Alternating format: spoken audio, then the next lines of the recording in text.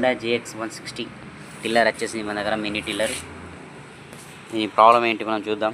దీని corner liver పట్టుకున్నది, ఈ ప్లగ్, ఇది కార్బొరేటరు, ఈ పెట్రోల్ ట్యాంకు. సో ఫ్రెండ్స్, దీన్ని గేర్లు ఉంటాయి చూడండి, ఈ గేర్లు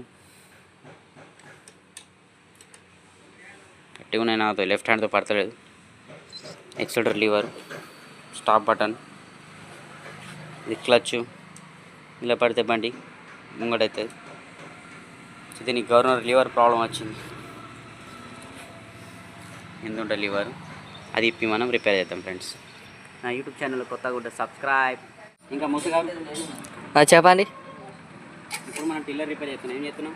పిల్లర్ రిపేర్ చేస్తున్నావు, మీ తాత రిపేర్ చేస్తారు కదా. బాగాయింది, పెట్రోల్ బాగుందా?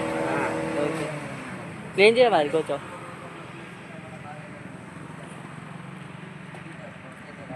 కొంచెం నన్నే చూపించుకున్నా, ఏమనుకోకు, నన్నే కొంచెం చూపించుకున్నా. ఓకే.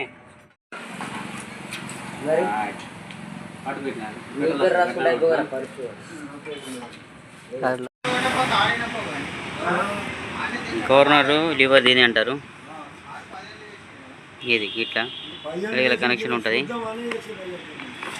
మొత్తం లోపల పడ్డది చూడండి. ఇది తీద్దాం, చూస్తున్నారా? ఇవ్వండి, ఇది కొంచెం వాచర్ వీచర్ గంగలు కలిపినారు, తీసి మనకి ఇక్కడ ఫిట్టింగ్ చేద్దాం. ఫ్రెండ్స్, ఇట్లా ఉంటుంది టిల్లర్ ఇంజన్. పోనీ ఆడ టిల్లర్ ఇప్పినాం మనం, 5 HP టిల్లర్. ఇమ్రాన్ జనారాం సబ్స్క్రైబ్. మొత్తానికి గవర్నర్ లివర్ పెట్టేసినాం, చూస్తున్నారా?